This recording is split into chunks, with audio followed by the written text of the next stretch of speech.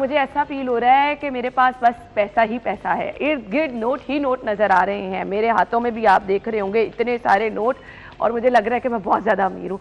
अब 250 ममालिक की करेंसी जिसके पास है, मतलब रिकॉर्ड याफ्ता, मतलब करेंसी होल्डर हमारे आज के मेहमान होने जा रहे हैं। मैं तो अपने इर्द गिर्द पैसे देख के हैरान भी हो गई हूँ, और इतने सारे करेंसी मतलब मैंने कभी डिफरेंट जो है ममालिक की देखी नहीं। आपको मैं दिखाऊंगी भी, इसके बारे में बताऊंगी भी।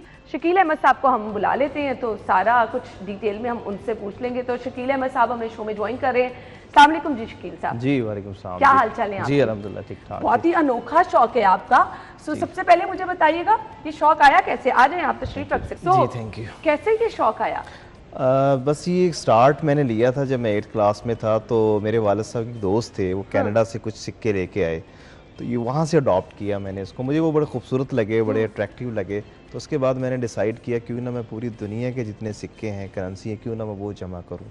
तो ये वहाँ से एक पैशन और जुनून का सफ़र जो है वो आगाज़ होता है, और उसके बाद वो फिर कन्वर्ट हो जाता है बहुत बड़े लेवल पे। से सिक्के आज तक संभाल के रखे? जी अल्हम्दुलिल्लाह 8 क्लास से मैंने उसके बाद भी बहुत सारी कलेक्शन की, स्टिल ये अभी कंटिन्यू है, और मैंने इस पे अल्हम्दुलिल्लाह रिकॉर्ड भी है मेरा।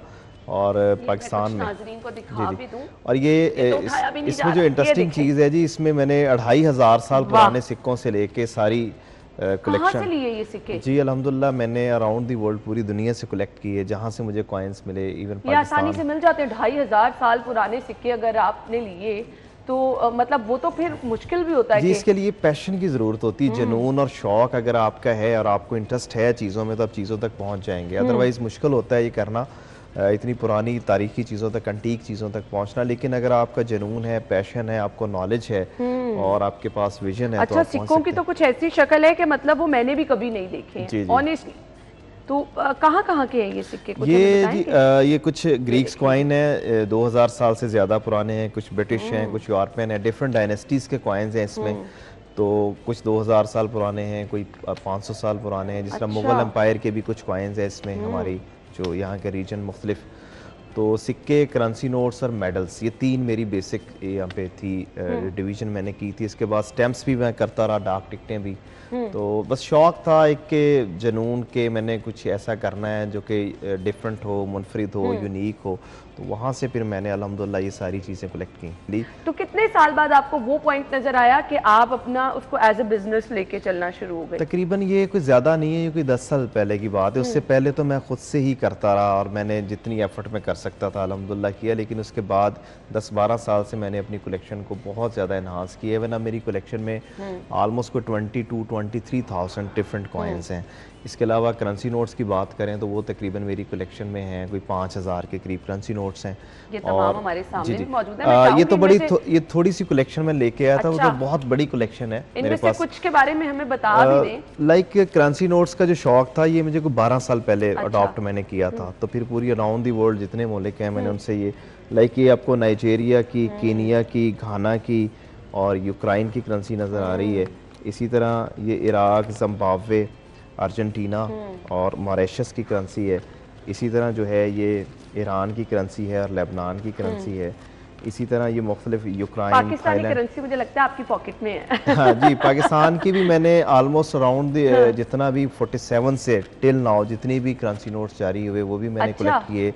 और इसके अलावा मुझे एंटीक्स नोट जमा करने का बहुत शौक था, जो 100 साल पहले, 150 साल पहले मुल्क नोट राइज रहे, वो जमा करने का बड़ा स्ट्रगल बड़ी करनी पड़ती है। वो एंटीक नोट और एंटीक कॉइन अगर आप ले रहे हैं तो वो प्रॉपर आपको उसके लिए स्ट्रगल भी करनी पड़ती है। वो सम टाइम तो आपको परमिशन नहीं मिलती है।